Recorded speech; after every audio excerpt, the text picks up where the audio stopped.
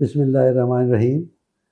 ناظرین، آپ کا میزبان مسعود عالم رضوی اپنے پروگرام معروف پاکستانی کے ساتھ حاضر ہے.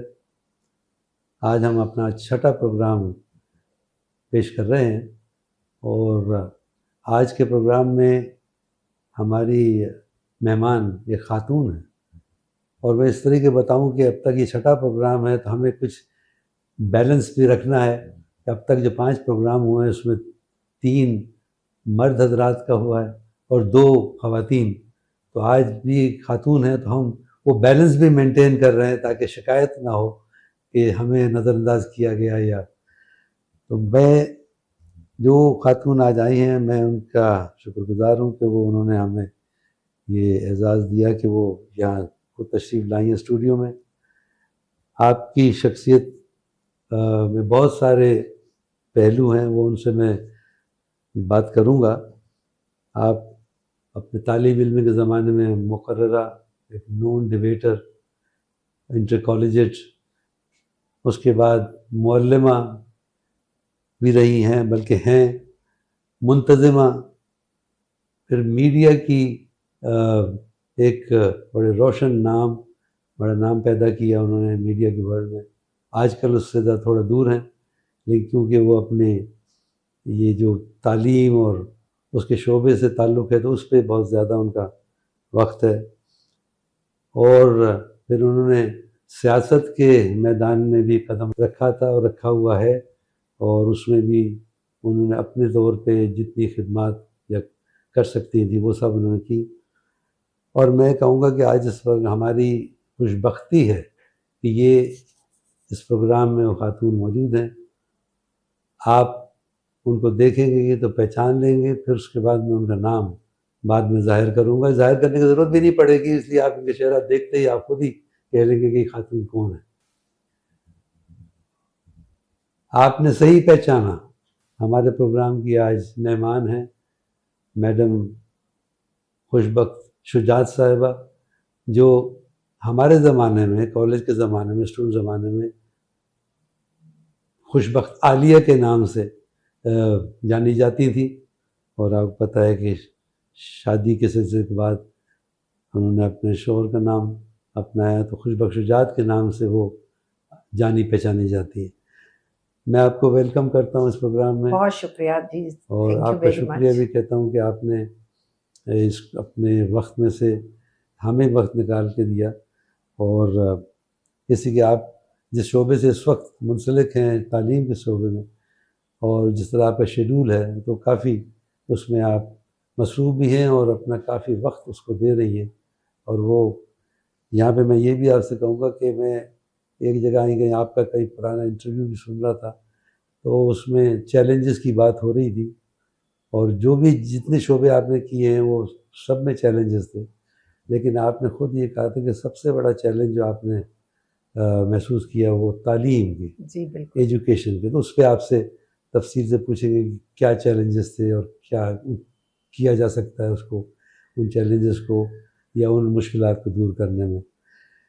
اس انٹروڈکشن کے ساتھ میں آپ سے خوش بخت صاحبہ یہ کہوں گا کہ پہلے تو آپ اپنے کچھ بچپن کے حالات بتائیں کہ کہاں شہر پیدائش، جائے پیدائش، اور اسکولنگ، کالج، اور اس کے بعد تو خیر دنیا کو معلوم ہے کہ آپ نے کیا کیا کیا. اور ایک جا چلتے پھر آپ سے کوئی ذکر بھی کروں گا کہ کہاں آپ ٹی وی پہ آئیں اور کس طریقے سے آپ کو آپ کے نام کو اور شہرت ملی، وہ پھر انٹرویو کے اگلے حصے میں چلتے رہیں گے.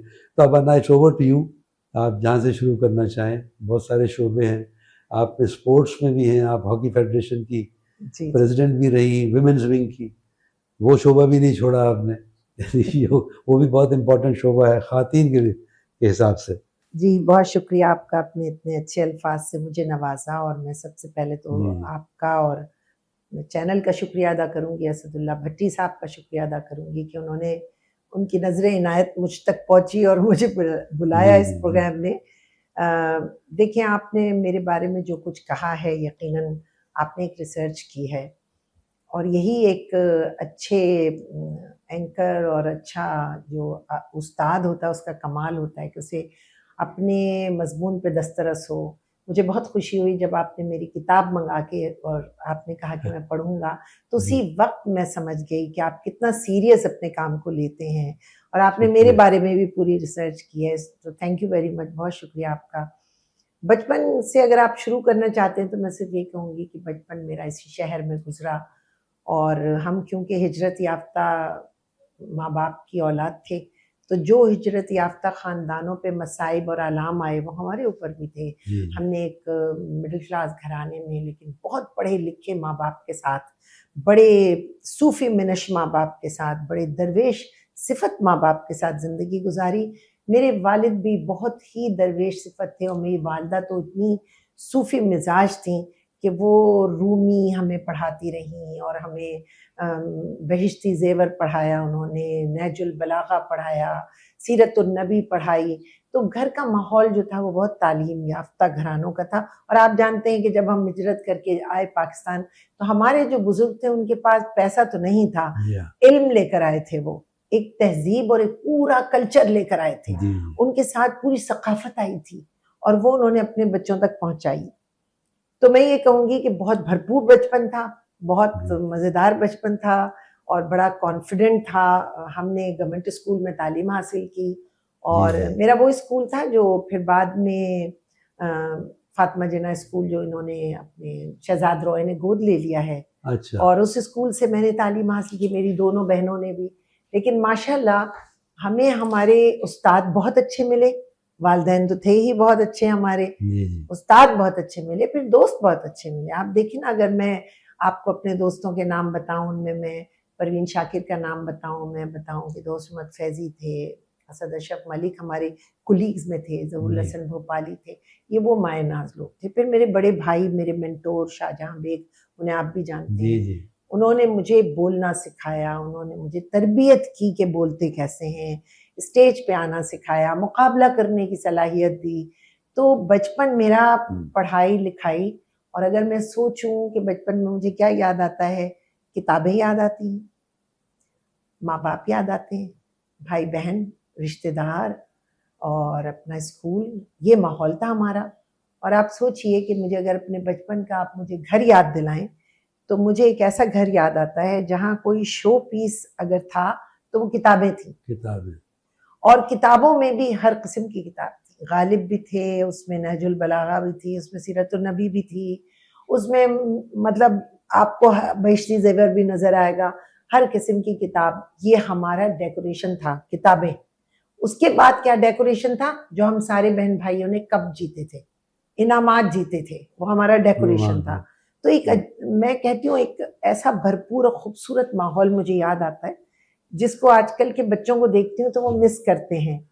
جب آپ بھی کہہ رہی تھی کہ کتاب میں, یعنی بچپن جو ہے کتابیں, تو کتاب کا جب ذکر آتا ہے تو کتاب کا مطلب علم, بالکل اس کا مطلب ہے کہ گھر میں علمی گھرانہ تھا, علمی گھرانہ تھا, علمی گفتگو ہوتی تھی, کوئی تخصیص نہیں تھی, ہمیں نہیں پتا تھا کون شیعہ ہے, کون سنی ہے, کون سندھی ہے, کون مہاجر ہے, کون کیا ہے. ہمارے گھر کا ماحول ایک لبرل پروگریسو ماحول تھا. میرے والد علی گڑھ یونیورسٹی کے فارغ التحصیل تھے, ڈبل ماسٹرز کیا تھا انہوں نے, وہاں سے لاء پڑھی تھی. تو اور ان کا فخر دیکھیے کیا تھا, میرے والد کے جو فوٹو لگے ہوئے تھے, تصویریں ہمارے گھر میں بلیک اینڈ وائٹ زمانے کی, وہ ایک تصویر تھی, وہ ان کا فخر تھا. وہ تصویر یہ تھی کہ وہ جیل کے میں زمین پہ بیٹھے, تو بتاتے تھے کہ تحریک پاکستان میں جب میں جیل گیا تھا تو یہ تصویر میری کھینچی تھی. آپ سوچئے یہ فخر اس زمانے کے لوگوں کو تھا. قائد اعظم کی میں نے بگی کھینچی تھی جب میں علی گڑھ یونیورسٹی میں تھا, اور وہ آئے تھے تو گھوڑے ہم نے ہٹا دیے تھے اور ہم اسٹوڈنٹ کھڑے ہو گئے تھے. یہ فخر تھا ہمارے بزرگوں کا, اور پھر وہ فخر انہوں نے ہمیں بھی منتقل کیا. تو گھرانہ بہت علمی, الحمدللہ میں نے ایک بڑی درسگاہ کی گود میں تعلیم حاصل کی. تو میں اپنے والدین, اپنے استاد, اپنے دوستوں, سب سے انسان مل کے بنتا ہے, اکیلا وہ کچھ بھی نہیں ہوتا. صحیح کہہ رہے ہیں آپ. ایک را مٹیریل آتا ہے, اور پھر وہ جیسے کمہار کوئی چیز بناتا ہے نا, اس طرح ماحول, معاشرہ, لوگ, آپ کے دوست, آپ کے والدین, خاص طور سے استاد. تو بہت اچھے استاد ملے, بہت اچھے دوست ملے. میں آپ سے یہ ذکر آپ نے گھر کا, والدین کا اور بہن بھائیوں کا بھی کیا. آپ کی جو کتاب ہے یہ فروزاں چہرے میں نے یہ کتاب لکھی تھی. بیسیکلی وہ آپ خود ہی بتائیں گے، لیکن یہ وہ ہے جو آپ کا ایک پروگرام ہوتا تھا فروزاں آپ نے شروع کیا تھا، اور اس میں نوجوانوں کا پروگرام جیسے آپ نے بتایا، اور پھر چہرے جس میں وہ لوگ جو کہ عمر رسیدہ ہو گئے تھے لیکن انہوں نے اپنا نام پیدا کیا ادب میں، تحریک پاکستان کے سرگرم کارکن رہے تھے. جی ہاں، اس کا انتصاب آپ نے جو لکھا اس پہ آپ سے تھوڑا چپتا ہوا سوال کروں گا، لیکن اس کا جواب شاید آپ، میں تو چاہ رہی ہوں آپ کچھ یہاں مثال دے دوں. جی ضیاء محی الدین صاحب مرحوم فرماتے تھے کہ اگر آپ تعریف کرتے رہیں نا تو آپ کے سامنے والا کیا بولے گا، لیکن جب آپ اس کو سوئی چبھوئیں گے نا تو پھر چیخے گا. تو کہتے تھے کہ اینکر کو کوئی چپتا سوال کرنا چاہیے، آپ پوچھیں. وہ سوال چپتا ہوا ضرور ہوگا لیکن مجھے پتا ہے کہ وہ جواب بڑا تسلی بخش آئے گا. یہ آپ نے انتصاب میں شروع کیا اپنے والد صاحب نے، یہ میری ناچیز کوشش پیارے ابا کے ان ہاتھوں کے نام. جی اگر آپ جائے تو میں جی پڑھیں، مجھے تو آپ کے جنہوں نے انگلی پکڑ کر مجھے چلنا سکھایا، برو کو روشنائی میں ڈبو کر تختی لکھوائی، میرے بالوں میں انگلیاں پھیر کر اسکول کے لیے جگایا، مسواک کو تراشنا سکھایا، مصوری کا درس دیا، شاعری کا ذوق بخشا، قلم کی طاقت کا احساس دلایا، میری گستاخیوں پر پیار کی بارش کی، میری شرارتوں پر جرتوں کی مہر لگائی، میرے اعتماد کو حسن اعتماد دیا، میں مغل بچہ تھی کبوتر بچہ، مجھے شاہین صفت بنا کر بالوں پر عطا کیے. واہ واہ، بہت بہت اچھا آپ نے بیان کیا. جی میری یہ ناچیز کوشش، یعنی یہ کتاب پیارے ابا کے ان ہاتھوں کے نام اور پیاری امی کے اس چہرے کے نام جسے میں نے دیکھا، چاہا اور پوجا. میرا چپتا سوال یہ ہے کہ والد صاحب کے لیے آپ نے کوئی 11 صفات بیان کی اور والدہ کے لیے ایک ہی جملے میں اس کو سمیٹ دیا. پھول کی پتی سے کٹ سکتا ہے ہیرے کا جگر. یہ اس قسم کا سوال ہے، لیکن آپ نے بہت پیارا سوال پوچھا ہے. دیکھیں، والد کے لیے میں نے 11 جملے لکھے اور والدہ کا ایک جملہ جو ہے وہ آپ یہ نہیں سمجھتے کہ دریا کو کوزے میں بند کرنے کے برابر ہے، کیونکہ ماں کی جو حیثیت ہے اس کو تو کوئی اپنے الفاظ میں بیان نہیں کر سکتا، باپ کی شفقت کو نہیں بیان کر سکتا. لیکن ان دونوں کا میری زندگی پہ، دیکھیں اگر ماں اور باپ کا اثر آپ کی زندگی پہ ہوتا ہے نا تو آپ ایک بھرپور شخصیت بن کے نکلتے ہیں، آپ ایک طاقتور ذہن کے مالک ہوتے ہیں، اور سب سے بڑی بات یہ کہ آپ کے اندر ایک خود اعتمادی آتی ہے. تو میں آج جو کچھ بھی ہوں، جیسی بھی ہوں، جو بھی آپ لوگ پیار کر رہے ہیں، محبت کر رہے ہیں، عزت دے رہے ہیں، میرے والدین، میرے بہن بھائی، استاد، دوست احباب، سب مل کے انسان بنتا ہے. تو میں خوش نصیب ہوں، خوش بخت ہوں اس معاملے میں. خوش بخت ہوں، بلکہ میں سمجھتی ہوں اللہ نے بہت نعمتیں دی ہیں ہر معاملے میں. بلکہ میں نے اس کتاب میں ابھی خاندان کی بات ہو رہی ہے جی، اور آپ کے اس میں اسی کے انتصاب میں آخر میں آپ نے یہ انتصاب میں نہیں بلکہ آپ کے پیش لفظ میں جی وہ کچھ آپ نے ذکر کیا ہے، بلکہ بڑے اچھے طریقے سے ذکر کیا ہے آپ کے زندگی کے ہم سفر کا. شجاعت علی بیگ. جی شجاعت علی بیگ صاحب کا. دی شجاعت علی بیگ. جی ہمارے بھی وہ دوست ہیں، لیکن جو آپ نے ان کے لیے جو الفاظ کہے اس کتاب، مجھے تو یہ ارمان ہی رہ گیا میں کہیں جاؤں تو ان کا کوئی دوست نہ ملے اور کہے کہ نہیں میں انہیں نہیں جانتا. ماشاءاللہ بڑے جی دوست رکھنے والے. آپ نے پھر میں پڑھ دیتا ہوں کہ آپ نے کتاب میں لکھا، آج یہ امانت، یہ کتاب اپنے قارئین کرام کے سپرد کرنے اور اس کتاب کو منظر عام پر لانے کا حوصلہ مجھے شجاعت علی بیگ نے دیا. جی بالکل. جنہوں نے میری زندگی میں 4 چاند لگائے، میں لگانے میں کوئی کسر نہیں چھوڑی ہے. وہ میری رفاقت بھی ہیں، میرا حوصلہ بھی ہیں، میری طاقت بھی ہیں اور میری ہمت بھی ہے. بہت خوب. اس میں صرف یہ جملہ کہوں گا کہ یہ جو بھی آپ نے ان کی خصوصیات بیان کی ہیں یہ بہت کم شوہروں کے حصے میں آتی ہیں اپنی بیویوں کی طرف سے. میرے خیال سے ایسے شوہر بھی کم بیویوں کے حصے میں آتے ہیں.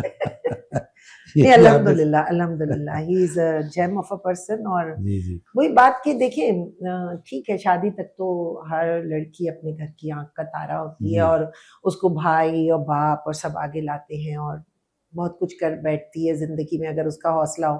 لیکن بس شادی ہونے کے بعد تو پھر سارا حصہ جو ہے وہ شوہر کا ہوتا ہے.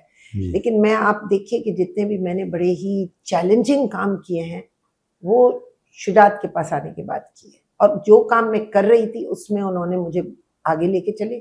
میں میڈیا میں آ چکی تھی جب میں تو پورے پاکستان میں مشہور ہو چکی تھی. جب میری شادی ہوئی I was the most famous girl at that time. یہ کہتے ہوئے میں کوئی نخرہ نہیں کر رہی ہوں بلکہ میں تھی. اچھا, تو آج بھی مجھے کہیں کوئی ملتا ہے اس زمانے کا تو اس کے ذہن میں محفوظ ہوں اللہ کے کرم سے. لیکن شادی کے بعد ایسی خواتین, آپ کی شادی کا سال کون سا تھا؟ 73. اچھا, جب شادی ہو جاتی ہے نا تو اس کے بعد اگر کوئی ایسی شخصیت ہو, مثلا شوہر بڑا نون ہے, جی ہاں, تو غضب ہو جاتا ہے. بعض اوقات اگر بیوی نون ہو تو پھر تو بہت بڑا غضب ہو جاتا ہے. لیکن الحمدللہ شجاعت کے کانفیڈنس نے, ان کے اعتماد نے مجھے وہاں لا کے کھڑا کر دیا جہاں کبھی مجھے یہ فیل نہیں ہوا کہ شجاعت جو ہے وہ میرے کسی کام سے, کیونکہ دیکھیں جو شوہر خود بااعتماد ہوتا ہے وہ بیوی کی کسی بھی چیز سے پریشان نہیں ہوتا. لیکن جو ذرا تھوڑے سے کم ہمت ہوتے ہیں, میں یہ کہوں گی, یا ان میں کسی چیز کی کوئی ذہنی کمی یا صلاحیت کی کمی, پھر وہ اپنی خاتون کو بھی پیچھے کھینچتے ہیں کہ نہیں تم یہ مت کرو, اور وہ آگے راستہ روکتے ہیں. لیکن جو جتنا کانفیڈنٹ شوہر ہوتا ہے, جس میں کوئی احساس کمتری نہیں ہوتا, وہ اپنی بیوی, اپنی بہن, اپنی والدہ, اپنے گھر کی خواتین کو وہ آگے لے کر آتے ہیں. ان میں لیڈرشپ کوالٹی ہوتی ہے. تو شجاعت میں بڑی زبردست لیڈرشپ کوالٹی ہے, اور انہوں نے بچوں کے ساتھ بھی یہ کیا, میرے ساتھ بھی کیا, جہاں کہیں بلکہ خود پیچھے ہٹ گیا اور مجھے آگے کر دیا. آرٹس کاؤنسل کے الیکشن میں یہی ہوا. وہ ان کا نام تھا آرٹس کاؤنسل کے الیکشن میں, لیکن انہوں نے جب ان کا نام فارم جو تھا وہ پورا نہیں بھرا گیا تھا تو انہوں نے میرا نام آگے کر دیا, اور میں 3 سال تک الیکشن لڑ کے آرٹس کاؤنسل کی پریزیڈنٹ رہی. تو مینس وہ ہمیشہ مجھے آگے لاتے رہے. یہ کوئی میں میڈیا پہ بیٹھ کے کہنے اس لیے نہیں کہہ رہی ہوں کہ مجھے کہنے میں کوئی مزہ آ رہا ہے, بلکہ میں چاہتی ہوں لوگ اس بات کو سنیں کہ ایسے جو بہت ہی زیادہ قابل احترام شوہر, قابل احترام باپ, قابل احترام بھائی, بیٹے ہیں. کیونکہ عورت کا, دیکھیں ایک بات کہی ہمارے بڑے دانشور نے کہ عورت کا کوئی گھر نہیں ہوتا, حالانکہ وہ گھر کی مالکہ ہے. ربۃ البیت کہا گیا ہے اس کو, کہ گھر کی رب.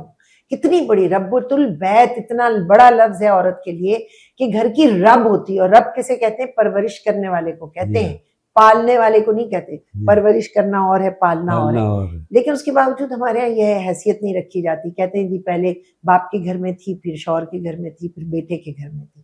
لیکن اگر کوئی باپ ایسا ہو جو اپنی بیٹی کو یہ اعتماد دے کہ گھر تمہارا ہے, شوہر اعتماد دے کہ بس جو تم کام کرنا چاہتی ہو میں تمہارے ساتھ کھڑا ہوں, بیٹا بھی پھر ایسا ہو, تو پھر اس سے بڑھ کے کیا بات ہوتی ہے. یہ بات کرتے ہوئے تھوڑا سا اور پیچھے جب آپ نے ذکر کیا آپ کی جو طالب علمی کا زمانہ, اور آپ ڈبیٹر مشہور تھی. آپ کے بڑے بھائی جو آپ نے ذکر کیا, میں نے شاہجہان بیگ صاحب بڑے اچھے ڈبیٹر تھے, ہم بھی چھوٹے موٹے ڈبیٹر تھے اس زمانے میں. آپ کے دوست محمد فیضی ہوتے تھے, اور انیس تفضل بڑی مشہور تھی. جاوید جبار, شائستہ زیدی, ایک سے ایک نام تھے. جی. تو وہ اس زمانے کا جو ایک پروگرام مرحوم ضیاء محی الدین کرتے تھے پی ٹی وی پہ, اور ضیاء محی الدین شو اس کا نام تھا. تو مجھے یاد ہے کہ اس وقت آپ اپنے حلقے میں, یعنی کالج میں as a debater, as a student بڑی پرومیننٹ ہو گئی تھی کراچی میں. لیکن وہ ایک واقعہ تھا جو اس پروگرام میں بھی آپ آئیں, اور اس پروگرام کا میں سمجھتا ہوں جو مجھے یاد ہے, اس کے بعد سے آپ کا نام ایک دم سے روشن ہوا.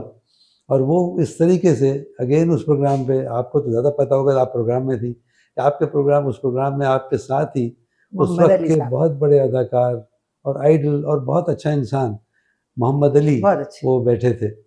اور اسی پروگرام میں جب مجھے یاد ہے, یہ میرا خیال ہے 1972 کا پروگرام ہوگا, اب تو میرا خیال تقریباً 30-40 سال ہو رہے ہیں اس چیز کو, تو 50 سال ہو گئے.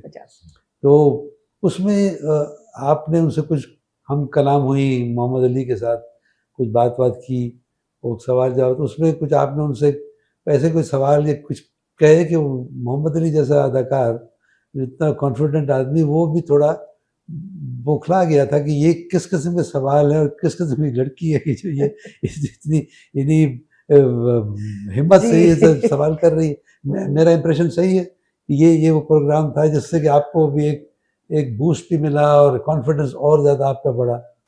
میں سر آپ سے یہ کہوں گی کہ میرے خیال سے وہ پروگرام میری زندگی کا ایک نیا موڑ تھا. اچھا. نیا موڑ تھا بالکل. میں ایک ڈفرینٹ راستے پہ چل پڑی اور وہ راستہ مجھے آگے لے کے آگے لے گیا. اور وہ میڈیا کا راستہ تھا. وہ شروعات تھی میڈیا کی اور اس میں میں نے قدم رکھ دیا. لیکن یہ جو آپ نے بات کہی کہ میں ایک دم سے اس پروگرام سے مشہور ہوئی، دیکھیے محمد علی صاحب بہت بڑے آرٹسٹ تھے، بےحد قابل آدمی، کیا خوبصورت انسان اور کیا خوبصورت گفتگو. اور میرے بھی وہ بڑے دل پسند ہیرو تھے. اور ان کے سامنے جب میں آئی تو میں یہ سمجھتی ہوں کہ اس میں ان کی بڑائی تھی.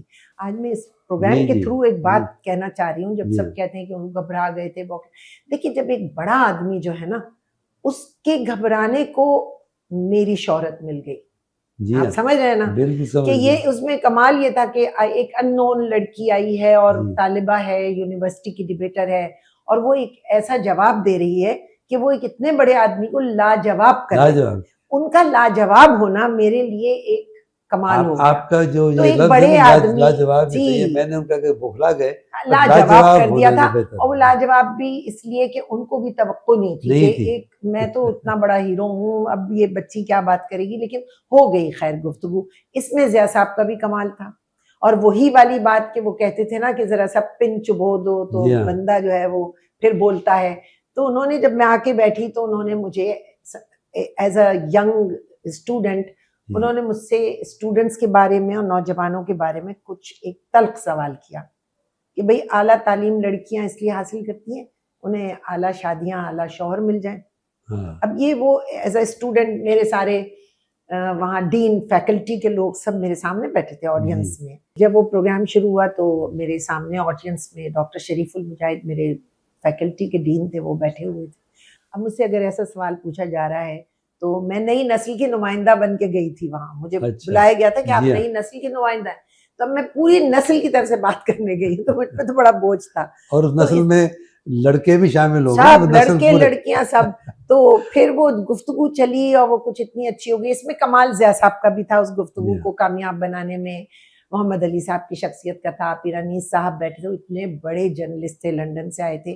تو میں ایک نامعلوم، دیکھیے جب ایک نامعلوم شخص ایک اتنے شہرت یافتہ لوگوں کے ساتھ بیٹھتا ہے تو اسے شہرت مل جاتی ہے. میں تو بڑا ہمبلی یہ بات کہوں گی. اور اللہ تعالیٰ نے پھر بہت عزت دی اور پھر اسی پلیٹ فارم سے میں آگے بڑھی.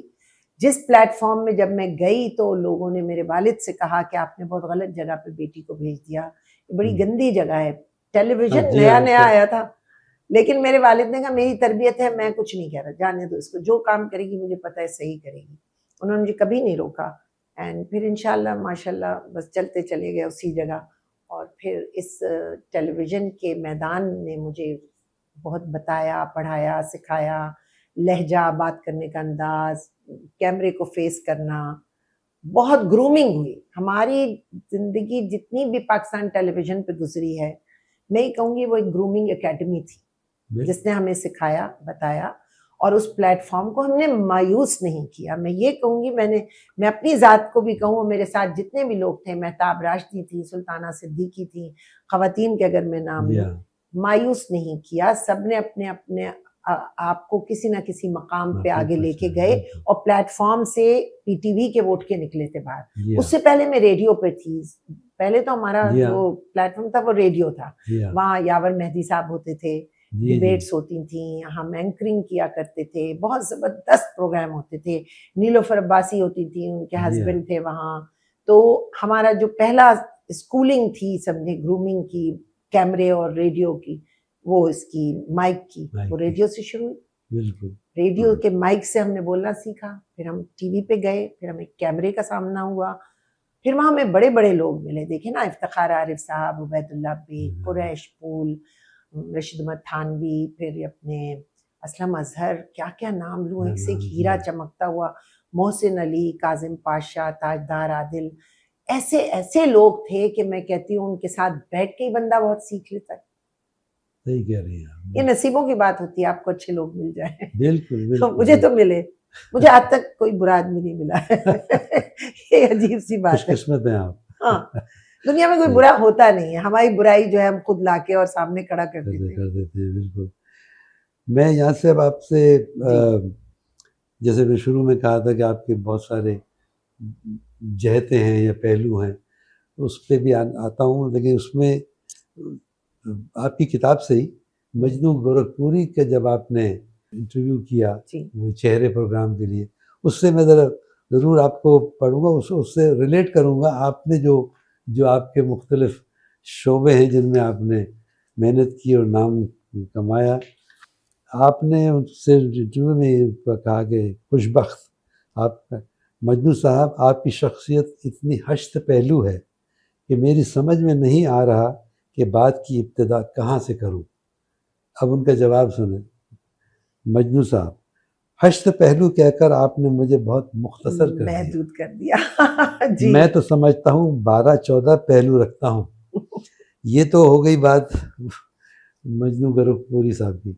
اب آپ کے بھی جو ہے تو میں اس 12-14 اور 8 حشت میں نہیں پھنسنا چاہتا. میں کہتا ہوں کہ آپ جو صحیح لفظ ہوگا کہ آپ کے کثیر الپہلو ہیں آپ، تاکہ تعداد کے مقرر پھر ہم خود کرتے رہیں گے کہ کتنا، یا کثیر الجہت ہیں آپ کی پرسنالٹی، جیسے کہا معلمہ منتظمہ. بلکہ اسی کتاب سے مجھے آپ نے ذکر بھی کیا، لیکن اسی کتاب میں ظاہر ہو کہ آپ آرٹسٹ بھی ہیں، مصوری بھی کیا. مصوری کا مجھے بچپن سے شوق تھا اور مجھے موقع تو نہیں ملا کہ میں سیکھ سکوں مصوری، لیکن میں نے صادقین صاحب کے ساتھ بہت وقت گزارا. جب وہ پینٹنگ کیا کرتے تھے تو میں انہیں دیکھتی تھی پینٹنگ کرتا ہوا، اور بہت بڑے بڑے آرٹسٹوں کو میں نے دیکھا اور ان سے بہت سمجھنے کی کوشش کی. آرٹ کو سمجھنا، پہلے تو آپ آرٹ کو سمجھیں، آرٹ کا سمجھنا بھی بڑی بات ہوتی ہے. لیکن کیونکہ میری والدہ مولانا رومی سے بڑی متاثر تھیں اور ہمیں انہوں نے بہت پڑھایا، اور فارسی ہم نے 8ویں کلاس تک پڑھی، تو میں نے مولانا رومی کو بہت پڑھا. ہم نے فاطمہ جناح اسکول میں فارسی پڑھی، تینوں بہنیں وہاں پڑھتے تھے. بلکہ یہ 2 تاج حیدر صاحب ہیں، ان کی پروفیسر کرار حسین کے صاحبزادے، ان کی تینوں بہنیں بھی ہماری بیٹیاں، کرار صاحب کی تینوں بیٹیاں، تاج حیدر کی تینوں بہنیں وہ ہمارے ساتھ پڑھتی تھیں. تو ہم سب نے فارسی بھی پڑھی، اس لیے اردو بہتر ہو گئی ہماری. تو میں جو پینٹنگ کرتی ہوں، مصوری کرتی ہوں، وہ زیادہ تر میں شاعری پہ کرتی ہوں، مطلب اشعار پہ میں پینٹ کرتی ہوں، یا پھر پینٹ پہ اشعار لکھتی ہوں. جیسے صادقین بھی کرتے تھے، وہ تو خیر وہ تو لیول ہی کچھ اور تھا ان کا. لیول ان کا بھی بڑا مشہور ہے کہ وہ اقبال کے انہوں نے تو اشعار کو مجسم کر دیا. میں سمجھتی ہوں زندہ جاوید کر دیا ایسے بڑے بڑے شاعروں کے اشعار کو. وہ تو چیز ہی اور تھے. میں تو بہت چھوٹی موٹی سی مصورہ ہوں، اپنی ہابی اپنے شوق کے لیے کرتی ہوں. میں دراصل لیمپ شیڈز پینٹ کرتی ہوں. لیمپ شیڈز جیسے لیمپس کے شیڈز ہوتے ہیں نا، ان کو پینٹ کرتی ہوں شاعری کے ساتھ. یہ میرا شوق ہے. جی آپ نے ذکر کیا تھا تعلیم کا، بلکہ میں نے کہا پھر آپ نے کسی اور جگہ ذکر کیا تھا کہ آپ کو بڑے چیلنجز ہوئے، لیکن سب سے زیادہ آپ کا چیلنج جو تھا وہ تعلیم کے میدان میں تھا، ایز این ایجوکیشنسٹ یا as an administrator, as a teacher. یہ آپ اس پہ بتائیں. پھر میں آپ سے وہ جو جس کو کہتے ہیں نا کہ ایسے میدان میں قدم رکھا جو کہ وہ تو ہوتا ہی چیلنجز سے پر ہے، جو آپ نے سیاست اور سیاسی پارٹی جوائن کی. تو میں آپ سے چاہوں گا پہلے آپ ایجوکیشن کے بارے میں بتائیں کہ کیا چیلنجز آپ سمجھتی ہیں، جس لیے اس میں تو آپ 24 گھنٹے اس وقت اسی میں ہیں. جی 25 سال پہلے میں نے اس میدان میں قدم رکھا، جب میرے بچے ماشاءاللہ تعلیم حاصل کر چکے تھے، پریکٹیکل لائف میں آ رہے تھے. تو اس وقت میں نے، شجاعت ہی نے مجھ سے کہا کہ تم نے بچوں کو بہت اچھا پڑھا دیا، تربیت دے دی، اب تم اوروں کے بچوں کے لیے کام کرو. کیونکہ میں میڈیا سے تھوڑا سا اس وقت تک پیچھے ہٹ چکی تھی. ایک شوق ہوتا ہے نا، ایک وقت ہوتا ہے، ایک عمر ہوتی ہے کہ جب یہ کریں وہ. اب وہ میں بعض اوقات ایک چیز شروع کرتی ہوں، لیکن جب میں وہاں ایک مقام ایسا آتا ہے جہاں میں ٹھہرتی بھی ہوں. اور میری والدہ نے کہا تھا دیکھو شہرت کا کوئی انت نہیں ہوتا، آپ منہ زور گھوڑا ہے، اگر آپ اس کے پیچھے دوڑتے رہیں گے تو کبھی ختم نہیں ہوگا. شہرت کو روکنا بھی ایک بہت بڑا کام ہوتا ہے کہ اب یہاں رک جاؤں میں، اب بہت ہو گیا تو کچھ اور. تو مجھے شجاعت نے کہا، میں نے اسکول کھولا اور میں نے تعلیمی میدان میں قدم رکھا. اٹس اے بگ چیلنج پورے ملک کے لیے. اس وقت جو سب سے بڑا چیلنج ہے ہمارے پاس وہ تعلیم ہے. اس کو ہم سیریس نہیں لے رہے، ہم اسے سنجیدہ نہیں لے رہے. اور کووڈ کے بعد تو یہ حالت ہے کہ لوگوں نے بچوں کو اسکولوں میں داخلہ ڈالنا ہی بند کر دیا ہے. وہ سمجھتے ہیں. میں آپ سے تو انٹرجیکٹ کروں گا، جب آپ کہتے ہیں کہ تعلیم کو وہ تعلیم عام نہیں ہے ہمارے ملک میں یا دیکھیے تعلیم میں کی جو معیار صحیح نہیں ہے؟ تعلیم کا پہلے تو عام ہونا ضروری ہے، جی اس کی رسد آسانی سے ہو، اس کی دسترس آسانی سے جی ہو، بچہ آسانی سے اسکول جا سکے، آسانی سے اس کو پیرنٹ پڑھا سکے، ایک تو یہ آسانی جی ہونا چاہیے۔ دوسری بات یہ کہ جو ایلیمنٹری کلاسز ہوتی ہیں نا سب سے امپورٹنٹ ہوتی ہیں زندگی میں۔ آپ کو پتہ ہے جاپان میں آپ مجھ سے زیادہ جانتے ہیں، جی 5 سال کی عمر تک بچے کو کچھ پڑھاتے ہی نہیں ہے، وہ صرف اخلاقیات سکھاتے ہیں۔ آپ کتنی دفعہ جھکیں گے کسی کے سامنے؟ جب اتنی دفعہ آپ جھکیں گے تو آپ ساری زندگی جھک کے بات کریں گے نا۔ آپ صحیح کہہ رہی ہیں، اس آپ وقت دیکھیں نہیں جاپان سکھاتے، میرا خیال ہے ہاں پوری دنیا فن میں لینڈ ہے، وہاں اخلاقیات کتابیں میں نہیں ہوتی بچوں کے پاس، وہاں صرف اخلاقیات 5-6 سال تک کے بچے کو سکھائی تھی، اسی میں پوری دنیا پڑھا دیتے ہیں وہ۔ تو ہمارے تو قرآن حکیم اخلاقیات کا مجسم ایک چیز ہمارے پاس ہے، حضور کریم کی ذات اقدس ہمارے پاس ایک بالکل نمونہ ہے اخلاق حسنہ کا۔ اگر ہم بچوں کو 5-6 سال کی عمر تک صرف اور صرف اخلاقیات کو لے کے چلیں تو دین دنیا سب سکھا دیں، لیکن ہم نے مشکل کر دی پڑھائی اور پیرنٹس کے لیے بہت مشکل کر دی۔ میرا اسکول تو ایسا اسکول ہے جہاں عام پاکستانی آ کے اپنے بچے کو ڈالتا ہے، یہ کوئی وہ نہیں ہے بڑا 5 اسٹار اسکول نہیں ہے، لیکن میری جو ویژن ہے میرا بہت بڑا ہے، میری سوچ بڑی ہے اور میں چاہتی یہ ہوں کہ بچے کو تعلیم کے ساتھ میں تھوڑی تربیت بھی دوں۔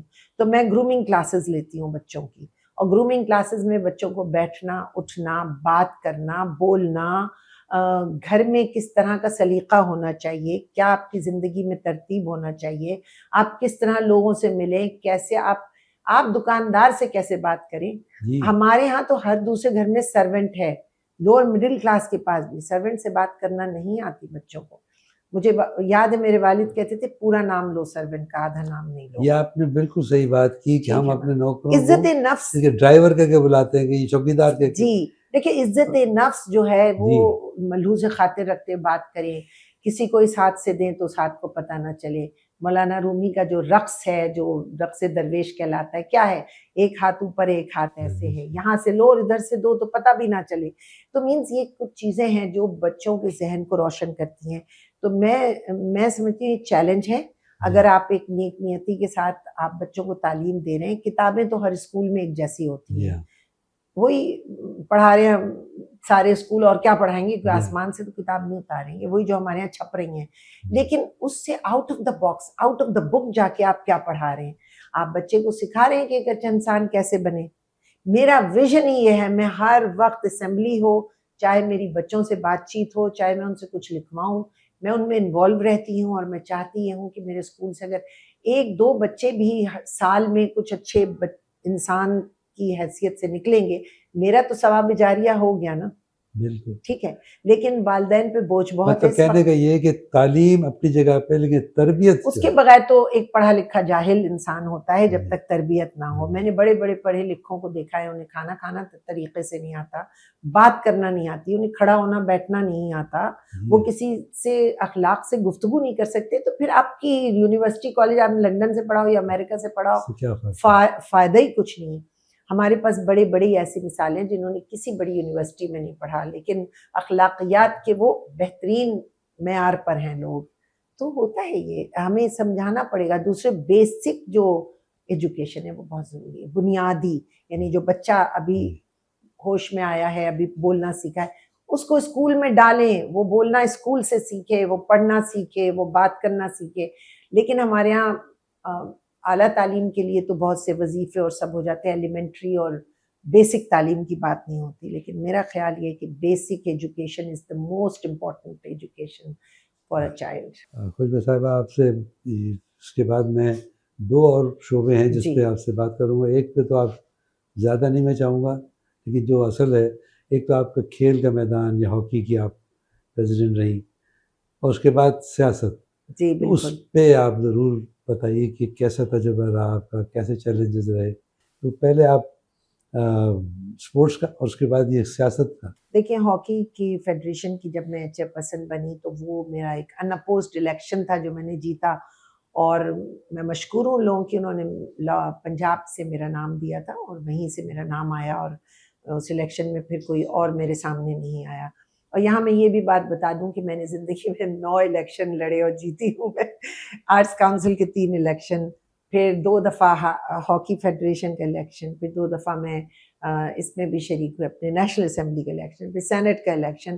تو میری زندگی میں الیکشن بہت اہم رہا. اور آپ سب میں کامیاب رہی. الحمدللہ ایک الیکشن جو نیشنل اسمبلی کا تھا اس میں ہم نے بائیکاٹ کیا تھا. اچھا. کیونکہ اس میں ہمیں اعتراضات تھے اور پھر ہم نے وہ 11th آور پہ اس میں سے ہم نے اپنے آپ کو ہٹا لیا تھا. ایز اے پارٹی ہم نے فیصلہ کیا تھا اینڈ آئی تھنک وہ اس وقت صحیح فیصلہ تھا. عارف الوی صاحب اور میں آمنے سامنے تھے نیشنل اسمبلی کے الیکشن میں. یہ جو آپ نے ہاکی کا پوچھا اس میں دیکھیں میں کبھی پلیئر نہیں رہی ہوں، لیکن میں نے جب وہ مجھے زندگی میں ذمہ داری ملتی ہے کوئی تو میں اس کو بحسن خوبی ادا کرنے کی کوشش کرتی ہوں.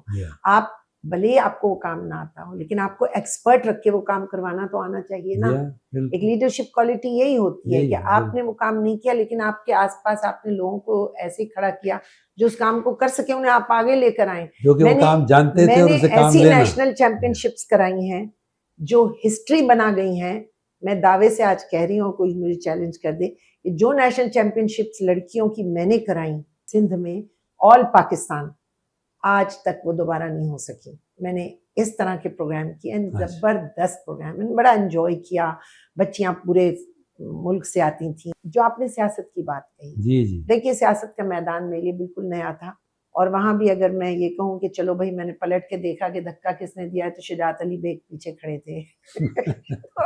انہوں نے کہا کہ نہیں تم، مجھے جب آفر آئی اور جب مجھے فون آیا کہ جی آپ آ کر ہماری پارٹی کو جوائن کریں، تو اس وقت میں بالکل ایک نان پولیٹیکل پرسن، میں نے کلچر میں کام کیا، میں ادب کی شوقین، مصوری کی شوقین، میوزک کی شوقین. سیاست کے میدان میں میرا کوئی تجربہ نہیں تھا، لیکن ہاں پبلک ڈیلنگ میری بہت اچھی تھی. میں نے پبلک کو فیس کرنا آتا تھا، میں بڑے بڑے جلسوں میں بول چکی تھی. تو وہ بھی ایک کوالٹی ہوتی ہے آپ کی بہت بڑی کہ آپ کس طرح لوگوں کو آپ کنونس کریں. تو جب نائس آف مائی پارٹی کہ انہوں نے مجھے آفر، اس سے پہلے مجھے ایک دو پارٹیوں کا آ چکا تھا. تحریک انصاف نے 2002 میں مجھے آفر دی تھی، خود عمران خان صاحب نے دی تھی، لیکن میں نے ان سے صرف معذرت کی تھی کہ میرا موڈ ہی نہیں ہے. پھر مجھے ایک دفعہ سینٹ میں یہ مشاہد اللہ خان اور مشاہد اللہ سید یہ لوگ سب آئے تھے اور ان کا آپ کو ٹکٹ دینا، اس وقت بھی میرا موڈ نہیں تھا 2003 میں. جب مجھے ایم کیو ایم سے مجھے آیا یہ آفر تو مجھے لمحہ بھی نہیں لگا سوچنے میں، اینڈ آئی جوائن دیٹ. اور آپ یقین کیجئے وہ دن ہے اور آج کا دن ہے، مجھ سے پہلا سوال یہ ہوتا ہے کہ بھائی پالیٹکس تمہیں کیا ضرورت تھی، تمہارے پاس سب کچھ تھا، شہرت تھی، عزت تھی، دولت، تم نے کیوں پارٹی پالیٹکس جوائن کی. دوسرا سوال آتا ہے بھائی ایم کیو ایم. میں یہ سمجھتی ہوں میری جو زندگی کا طرز رہا ہے نا وہ عام لوگوں کے درمیان رہا ہے. تو اس پارٹی کا جو پلیٹ فارم تھا وہ عام لوگوں کا پلیٹ فارم تھا. اور دیکھیے انسان اپنے گھر سے کام شروع کرتا ہے. میں رائے ون میں جا کے تو نہیں نا کسی کا کام کرنا چاہتی تھی. میں کارکن نہیں تھی، میں اپنی پوری شخصیت کے ساتھ پارٹی میں شامل ہوئی تھی اور میری پوری پرسنالٹی کے ساتھ مجھے شامل کیا گیا تھا. تو میرے پرسنالٹی سے آپ فائدہ اٹھائیں. پھر انہوں نے الیکشن لڑوایا، میں نے بڑا بھرپور الیکشن لڑا. میری زندگی کا سب سے خوبصورت وقت تھا جو میں نے وہ الیکشن لڑا. پھر سیکنڈ ٹائم بھی لڑا الیکشن، پھر سینٹ کا ٹکٹ مجھے ملا، پھر سینٹ کا بھی میں الیکٹ ہو کر آئی تھی. سو میرا سیاسی دور جو کچھ بھی اب تک گزرا ہے میرا بہت بھرپور ہے، مجھے کوئی ریگریٹ نہیں ہے. اور وہ جو سوال میں نے آپ سے کیا کہ نیشنل اسمبلی اور سینٹ، نیشنل اسمبلی اور اس میں مجھے بڑا فرق، 5 سال نیشنل اسمبلی کے تھے میرے اور پھر اس کے بعد 6 سال سینٹ کے تھے. دونوں میں فرق یہ تھا کہ یہاں صرف لیجسلیشن تھی، سینٹ میں صرف لیجسلیشن تھی، ہم ایک تھی، لیکن جو پاور تھا وہ نیشنل اسمبلی کے پاس تھا. نیشنل اسمبلی کے تمام بل یہاں آتے تھے، یہاں سے اپروو نہیں ہوتے تھے، دوبارہ چلے جاتے تھے تو وہ جوائنٹ سیشن بلا لیتے تھے، انہوں نے اپنا کام کر لینا ہوتا تھا.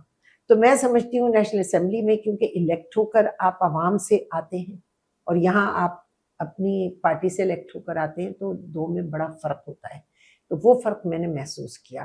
پھر آپ جواب دہ ہوتے ہیں عوام کو. اب جب نیشنل اسمبلی کے ممبر ہیں، آپ حلقے کے عوام کو آپ نے ووٹ لیا ہے ان سے حلقے سے، تو ہر شخص آپ کو کہیں بھی گاڑی روک کے مجھ سے کہنے لگتے تھے وہ باجی ہمارے گھر میں پانی نہیں آ رہا، آپ کیا کر رہی ہیں. حالانکہ اب یہ ایک لیجسلیٹر کا کام نہیں ہے، لیکن ہماری پارٹی ہم سے کہتی تھی کہ نہیں آپ یہ کام بھی سنیں اور کرنے کی کوشش کریں. تو ہم نے بہت عوامی سطح پہ کام کیا اور مجھے بہت لطف آیا ہے اس پارٹی میں کام کر کے. اور پالیٹکس میں مجھے کوئی ہرڈل محسوس نہیں ہے، میں نے کراس کی اور مجھے عادت بھی ہے کچھ چیلنج قبول کرنے کی اور بحر ظلمات میں گھوڑے دوڑانے کی عادت ہے، تو وہ میں اچھا جب مجھ پہ کوئی چیلنج آتا ہے جی تو ہاں پھر میں بھرپور طریقے سے کرتی ہوں، ورنہ آپ مجھے ویسے دیکھیں گے تو آپ سمجھیں گے ایک بڑی بااخلاق سی خاتون بیٹھی ہیں، لیکن مجھے اگر کوئی چیلنج کر دیتا ہے تو بڑی مشکل آ جاتی مطلب ہے۔ آپ کو پرووک نہ کرے کوئی. ہاں، ضیاء صاحب نے بھی پرووک کیا تھا، ضیاء صاحب ضیاء محی الدین صاحب مرحوم جی، لیکن نائس آف ہم کہ انہوں نے کیا تو آج میں بہرحال جو کچھ، اور بس وہ پروگرام میں انہوں نے ایک جملہ کہا اور بس پھر وہ چل بہت کامیاب رہی میں سمجھتا ہوں، بہت انٹرسٹنگ جو آپ نے باتیں کی. اس پروگرام کو ختم کرنے سے پہلے میں آپ سے یہ ضرور ریکویسٹ کروں گا کہ آپ کے جو مختلف شعبہ جات میں جو آپ کا تجربہ رہا ہے اس کو رکھتے ہوئے آپ اس وقت کی نئی نسل جو ہے نو نسل اس کے لیے کچھ ہدایت، کوئی نصیحت یا کوئی تجربہ شیئر کرنا چاہیں تاکہ وہ کچھ اس سے گائیڈنس لے سکیں. دیکھیں، میں آپ سے یہ کہوں گی کہ نوجوان نسل سے تو اور بچوں سے تو میں کبھی مایوس نہیں ہوئی، لیکن میں سمجھتی ہوں ہمارے والدین کو بہت سی باتیں سمجھنا چاہیے. والدین ہی اپنی اولاد کو بناتے ہیں، گود و گہوارے سے بچہ جو ہے وہ علم حاصل کرنا شروع کرتا ہے. مجھے کبھی کبھی لگتا ہے ہمارے معاشرے کی ماں کھو گئی ہے. ماں کا بہت بڑا کردار ہے ایک بچے کی زندگی میں. تو ہم کیا پیغامات بچوں کو دیں، کیا بتائیں کہ جی قائد اعظم محمد علی جناح نے یہ کہا اور تم بھی یہ کرو. ماں کیا کر رہی ہے اور باپ کیا کر رہا ہے، بچہ اسی سے سیکھ کے آگے آتا ہے. اور مجھے بڑے افسوس کے ساتھ میں آپ سے کہوں گی، کیونکہ میں اسکول رن کرتی ہوں، میں بچوں سے باتیں کرتی ہوں، کہ بچوں میں جو ایک جمالیاتی ذوق ہونا چاہیے، ایک اسٹیٹک سینس ہونا چاہیے، میوزک سننے کا شوق، پینٹنگ کرنے کا شوق، کتابیں پڑھنے کا شوق، چیزیں جمع کر کے اور ان کی ریسرچ کرنے کا شوق، ہابیز جسے آپ مشغلے کہتے ہیں. ہمارا مشغلہ تھا ہم بیت بازی کیا کرتے تھے، ٹھیک ہے، اب کہاں گیا وہ بیت بازی. تو جو مشغلے تھے وہ پیرنٹس نے ہمیں مصروف رکھنے کے لیے کیے تھے. جب 4 کزنز آ جائیں بھائی بہن، بجائے اس کی کہ لڑائی ہو رہی ہے، منہ ماری ہو رہی ہے، بھائی بیت بازی کا مقابلہ ہو رہا ہے، سب بیٹھ گئے اور وہ شروع ہو گیا. لیکن اب بچوں کے اوپر توجہ ماں باپ کی کم ہو گئی ہے اور بچے اور ماں باپ کے درمیان ذہنی فاصلہ بڑھ گیا ہے. بچہ کسی اور افق کی طرف جا رہا ہے اور ماں باپ وہیں ٹھہرے ہوئے ہیں جو ماں باپ ٹھہرے. ماں باپ کو بچوں کے ساتھ گرو ہونا ہے، ان کے ساتھ ساتھ چلنا ہے، قدم بقدم جما کے ان کو حوصلہ دینا ہے کہ ٹھیک ہے بیٹا ہم تمہارے ساتھ کھڑے ہیں، وقت دینا ہے. تو میں تو یہ کہتی ہوں کہ نوجوانوں کو جو تعلیم دی جا رہی ہے اس میں بھی ہم انہیں A گریڈ، B گریڈ، 99% نمبروں میں الجھایا ہوا ہے ABCD میں. ہم یہ نہیں دیکھ رہے. میں کہتی ہوں ماں باپ سے کہ آپ آ کے کہہ رہے ہیں کہ میرا بچہ پچھلے مڈ ٹرم میں فرسٹ آیا تھا، ابھی سیکنڈ کیسے آ گیا. میں کہا 6 مہینے میں آپ نے آ کے پوچھا کہ میرے بچے کے اخلاقیات کیسے ہیں. میم یہ بتائیں کہ میرا بچہ جھوٹ تو نہیں بولتا، میرے بچے کے بارے میں بتائیں کہ اس کی پرسنالٹی کیسی ہے، اس کو کیا شوق ہیں، اس کے کیا مشغلے ہیں، اس کی کیا ہابی ہے. میں بچوں سے کہتی ہوں کوئی مشغلہ اپناؤ.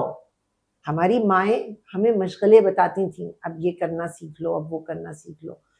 میں سمجھتی ہوں بچوں میں جمالیاتی ذوق کی کمی ہو گئی ہے. میں بیسک بات کہہ رہی ہوں، ان کو مشاہدہ نہیں ہے، چیزیں دیکھ کے اپریشیٹ کرنا. اور اس کا ذمہ دار آپ بہت حد تک والدین ہیں. والدین ہیں، کیونکہ اگر اسکولوں میں بھی وہ چیز پڑھائی جاتی ہے تو اس کے بعد گھر میں آ کے اس کو بڑھایا جاتا ہے نا. استادوں کا بھی رول اس میں ضرور ہوگا. استادوں کا رول بہت ہے، لیکن ہمارا تعلیمی سسٹم ہی اتنا. دیکھیے ہماری یونینز ہوتی تھیں. جی ہاں، ہم ہوتے تھے گرلز گائیڈ میں جا رہے ہیں، کیا اسکاؤٹ ہوتی تھی لڑکوں کی. پھر ہماری یونینز ہوتی تھیں، ہماری انجمنیں ہوتی تھیں، ڈبیٹنگ سوسائٹی، تو بزم ادب سوسائٹی. کہاں گیا سب کچھ؟ اس لیے کہ ماں باپ بھی اسی طرز کے تھے اور استاد بھی اسی طرز کے تھے. پورا ماحول جو ہے وہ چینج ہوتا جا رہا ہے. ہم اب چاہتے ہیں کہ بچہ بڑا کمال کا نکل جائے. بچہ تو اسی بیج سے اگ رہا ہے نا جو آپ ڈال رہے ہیں. تو آپ نے اس کو کہاں پروان چڑھایا، اسے کیا مٹی پانی اس پودے کو دیا. اچھی کھاد ڈالیں گے تو اچھا پودا نکلے گا، تو پھل پھول ہوں گے نا. تو مینز کے بچوں کے لیے والدین کی بہت ضرورت ہے، اور ہمارے تعلیمی نظام میں جو تبدیلیاں کرنے کی ضرورت ہے وہ تو اب میں کہتی ہوں. مجھے تو اگر آپ کہہ دیں کہ آپ لے لیں تعلیمی نظام، تو میں تو کہوں بغیر کتاب کے پڑھاؤ. بھائی استاد میں اتنا علم ہونا چاہیے کہ وہ کتاب ہو پورا. جی ہاں، وہ پورا خود کتاب ہو. ایک سائنس کا ٹیچر تو سائنس پہ टिप पे होना चाहिए, मैथ्स के टीचर की टिप पे होना चाहिए। अब सर ज़ियाउद्दीन की बातें हम सुनते हैं कि भाई क्या मैथमेटिशियन थे कि उनसे लंदन में कहा गया कि ज़ीरो पे मजमून लिखें। उन्होंने इतना ज़बरदस्त मजमून लिखा, इतना बड़ा मजमून, ज़ीरो के ऊपर, सिफर। कुछ बताया आपको शायद ये इल्म नहीं है कि मेरी वालदा भी हेडमिस्ट्रेस थी government school, girls high school Jacob lines में शुरू में। क्या ज़बरदस्त स्कूल जेकब लाइन का। उसके बाद फिर वो PF मॉडल जो स्कूल था लड़कियों का। लेकिन वाकया मैं ये बताना चाहता हूँ उस्तादों के हवाले से, ये अर्ली 50s की बात है जब डॉक्टर महमूद हुसैन जी जो वाइस चांसलर कराची यूनिवर्सिटी हुए, उस वक्त वो मरकज़ी वज़ीर थे हुकूमत पाकिस्तान, वज़ीर तालीम, और उस वक्त कैपिटल कराची में होता था। तो उनका फ़ोन आया, उनकी 2 बेटियां अम्मा के स्कूल में पढ़ती थी, तो स्कूल वहाँ से फ़ोन आया था कि मैं आपके स्कूल आना चाहता हूँ। तो वालदा थोड़ी सी घबराई कि वज़ीर आ रहा है स्कूल, तो उन्होंने कहा कि कोई ऐसा कोई मसला हो गया तो मैं बताइए। तो आप वज़ीर हैं, मैं आ जाती हूँ, मैं हेडमिस्ट्रेस हूँ, आप। उन्होंने कहा नहीं जी, मैं ख़ुद आऊँगा, और वो इसलिए मैं आऊँगा कि कोई इंतज़ामी मामला नहीं, या कोई, सिर्फ ये पता करने आऊँगा आपसे कि मेरी बेटियाँ सही पढ़ रही हैं या कोई कमी तो नहीं। और वो अपनी गाड़ी में आए एक टाइम लेकर के, अम्मा बताती है कि वही पाकिस्तान का झंडा गाड़ी पे, और आए, उतरे और कमरे में आके बैठे और कहेंगे मैं सिर्फ इसलिए आया हूँ कि अपनी बच्चियों के बारे में पता करना चाहता हूँ। तो वही आपकी बात कही कि पेरेंट्स किसी भी ओहदे पे वो देखना है कि बच्चे के वो खुद कितना ख्याल कर रहे हैं कि उस्ताद से आके पूछ रहे हैं। उनका सबसे बड़ा ओहदा ये है कि वो वालिदैन हैं। मैं आपका बहुत शुक्रगुजार हूँ, बड़ी आपसे अच्छी बातें हुई, और मैं समझता हूँ कि हमारे नाज़रीन को आपके इस प्रोग्राम से बहुत इस्तिफ़ादा करेंगे जो आपने अपने तजुर्बात बयान किए। मैं आपसे शुक्रिया करता हूँ और इजाज़त भी लेता हूँ। आपके शुक्रिया क़ता कलामी माफ़, मैं एक शुक्रिया अदा करना चाहती हूँ। सबसे पहले तो आपका भी और असदुल्ला भट्टी साहब का भी, और मैं उन्हें मुबारकबाद भी देना चाहती हूँ कि उन्होंने एक इतना खूबसूरत चैनल खोला और इतनी मेहनत की। पाकिस्तान टेलीविज़न के जो फ़ारिगुत तहसील लोग हैं वो हमें हर प्राइवेट चैनल पे कहीं कैमरे के पीछे नज़र आते हैं, कहीं एंकरिंग करते हुए, कहीं प्रोडक्शन में, कहीं डायरेक्शन में। और वो एक ऐसी एकेडमी और एक ऐसा इदारा था कि वहाँ से जो लोग निकले हैं, असदुल्ला भट्टी साहब जैसे लोग निकले हैं, उन्होंने माशरे को कुछ ना कुछ दिया है। और देखिए, अपनी सलाहियत को मल्टीप्लाई करना एक बड़ा काम होता है। मैं अपनी सलाहियत को लेके अपनी कब्र में चली जाऊँ और अपनी सलाहियत को लेके अपनी घर में बैठी रहूँ तो कोई बात नहीं होती। अपनी सलाहियत को मल्टीप्लाई करने का मकसद ये होता है कि अपने पास जो आपका इल्म है वो दूसरों तक पहुँचा दें आप।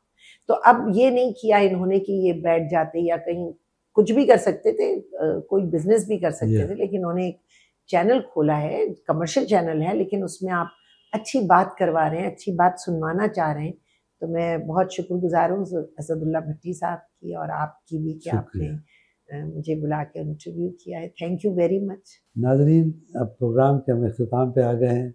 आपसे इजाज़त लेने से पहले मैं समझता हूँ कि आज का प्रोग्राम आपको पसंद आएगा, और आपकी जो राय है इस प्रोग्राम के बारे में हम उसका इंतज़ार करेंगे।